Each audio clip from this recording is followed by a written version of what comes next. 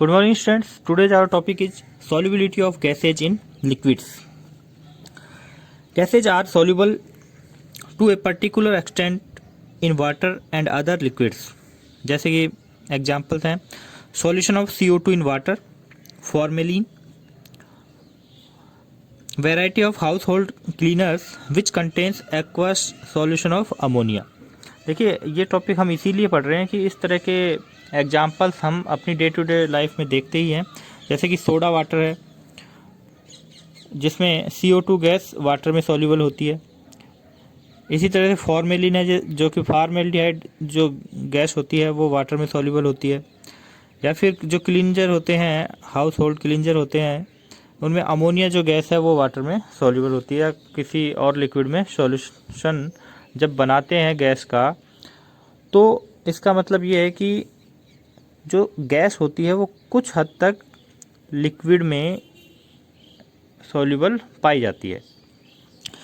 और वही देखना है कि कोई गैस किसी लिक्विड में किस हद तक सॉल्यूबल है, वही उसकी सॉल्युबिलिटी है। लेकिन इसको हम अलग तरीके से डिफाइन करते हैं एब्जॉर्प्शन कोफिशिएंट के थ्रू।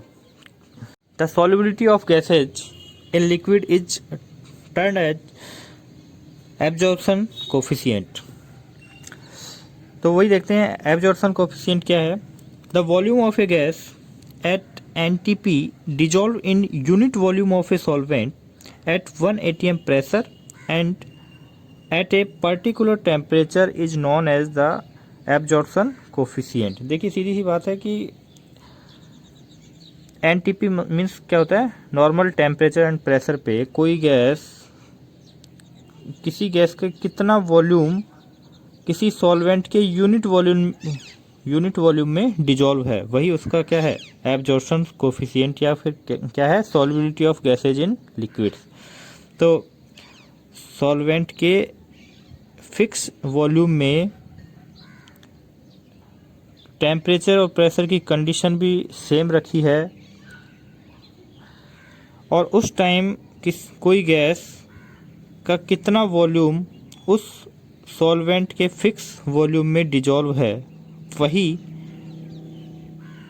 उसका क्या कहलाता है, उस सॉल्यूशन का एब्जॉर्प्शन कोफिशिएंट, या फिर वही उस गैस का एब्जॉर्प्शन कोफिशिएंट कहलाता है।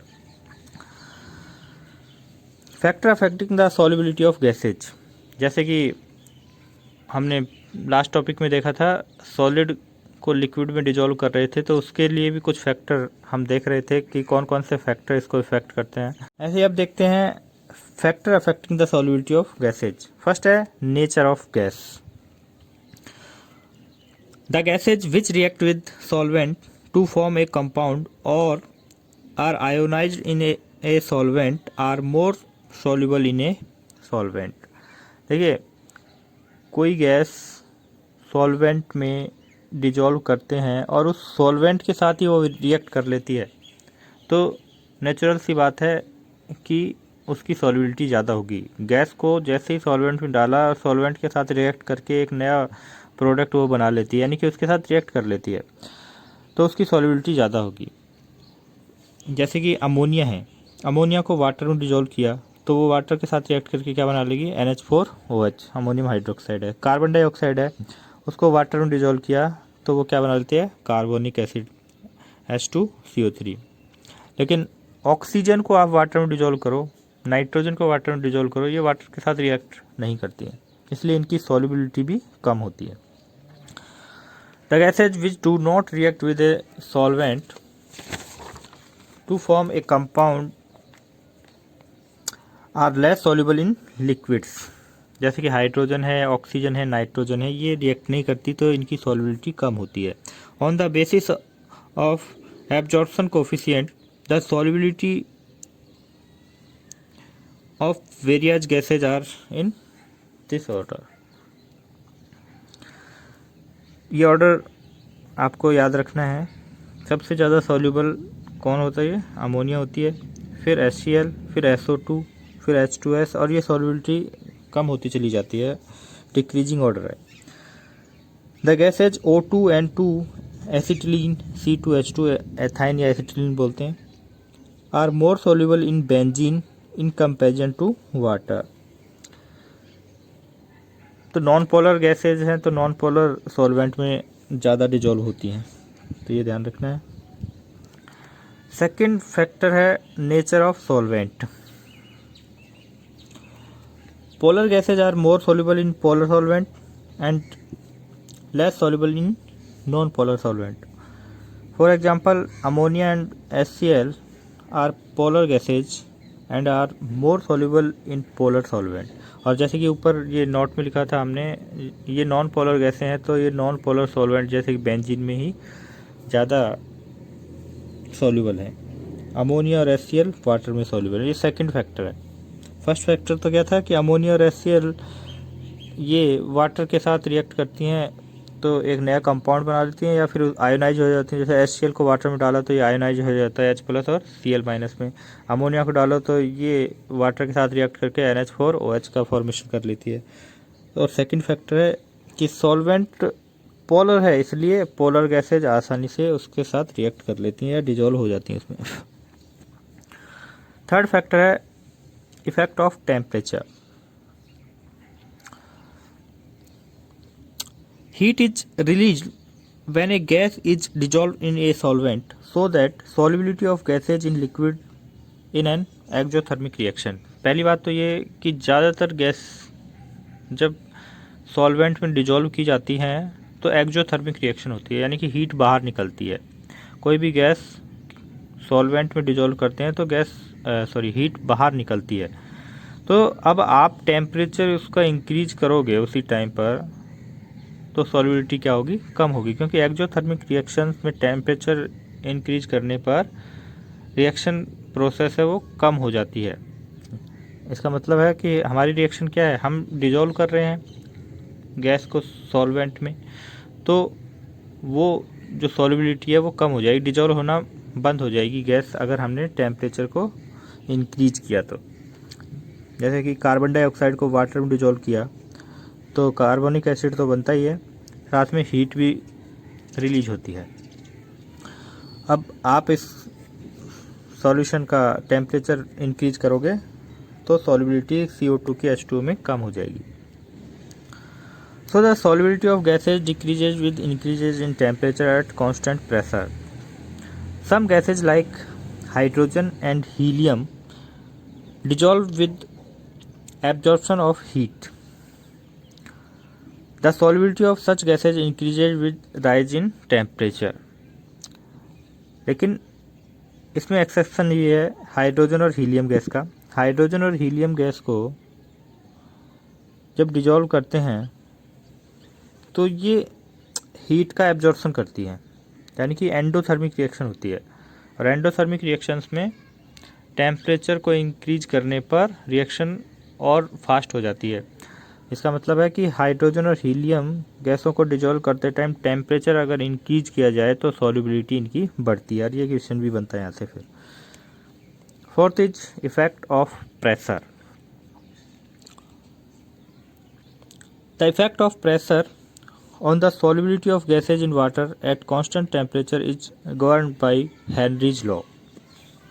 और देखिए ये तो हम नेचुरली खुद भी बता सकते हैं कि प्रेशर इंक्रीज करने पर गैसेज का लिक्विड्स में या सॉल्वेंट में जो सॉल्युबिलिटी है वो इंक्रीज ही होगी।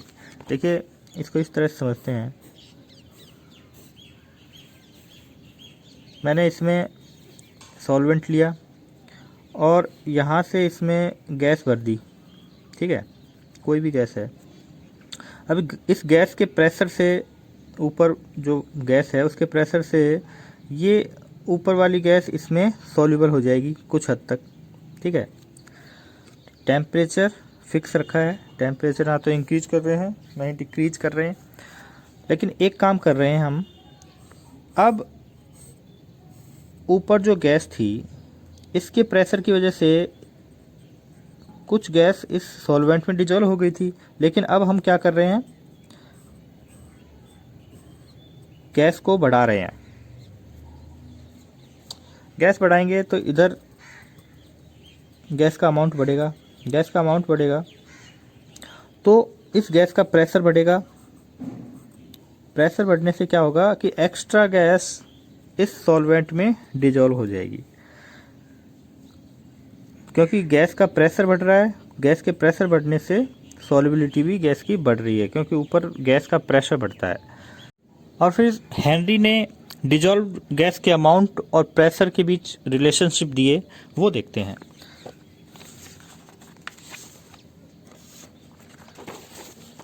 Henry's law. According to this law, the mass of gas denoted by small m dissolved per unit volume of a solvent is directly proportional to the pressure of gas in equilibrium with the aqueous solution.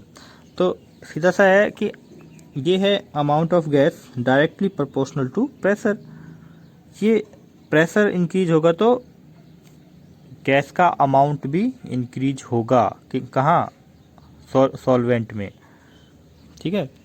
या फिर इसको equal करेंगे तो एक equilibrium constant हम लगाते हैं, m is equal to के पी। के क्या है? इक्विलिब्रियम कांस्टेंट है। और फिर इसको हेनरी ने दूसरे तरीके से बताया कि अगर हम अमाउंट नहीं लेते, अमाउंट की जगह उस गैस का मोल फ्रैक्शन लेते हैं, तो इसको इस तरह से भी लिख सकते हैं, if the solubility is expressed as the mole fraction of the gas in solution, then according to Henry's law, the partial pressure P of a gas in the vapor phase is proportional to the mole fraction of the gas in solution. तो ऐसे भी लिख सकते हैं P is proportional to X gas, यानी कि जो solute है या गैस है उसके जो मोल फ्रैक्शन है उसके प्रोपोर्शनल होगा, यानी कि प्रेशर इंक्रीज होगा तो गैस का मोल फ्रैक्शन भी इंक्रीज होगा सॉल्वेंट में। तो ये उसी तरीके से है, मोल फ्रैक्शन की जगह अमाउंट लेंगे तो m के इक्वल कर देंगे। इक्वल करेंगे तो एक कांस्टेंट काम में लेते हैं KH, इसको KH को क्या बोलते हैं? हेनरी कांस्टेंट बोलते हैं। इसको इस तरह से भी लिख सकते हैं इस रिलेशन को, X gas is equal to P upon KH। It is clear from equation 1 that the solubility of gases is inversely proportional to Henry's constant at constant pressure.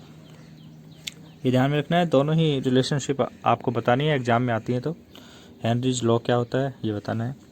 Limitations हैं इसकी। लिमिटेशन क्या है कि pressure should not be very high, pressure बहुत ज़्यादा नहीं होना चाहिए। Temperature should not be very low, अगर टेम्परेचर बहुत कम हो गया तो हेनरी लॉ जो है वो फॉलो नहीं करेगा solution. The solubility of gas in solvent should be low, और सॉल्युबिलिटी जो है गैस की वो कम होनी चाहिए, यानी कि अमोनिया पर हेनरी लॉ फिर अप्लाई नहीं होगा। जैसे अमोनिया पर हेनरी लॉ अप्लाई करना चाहेंगे, लेकिन अमोनिया की सॉल्युबिलिटी वाटर में बहुत ज़्यादा है, अमोनिया वाटर के साथ रिएक्ट करके क्या बना लेती है? NH4OH बना लेती है, तो हेनरी लॉ ये फॉलो नहीं कर सकती। तो ऐसी गैसेज जिनकी सॉल्युबिलिटी कम है वही हेनरी लॉ को फॉलो करती हैं। या फिर हम कह सकते हैं the solution should be dilute, solution dilute होना चाहिए। तो ये था solubility of gases in liquids.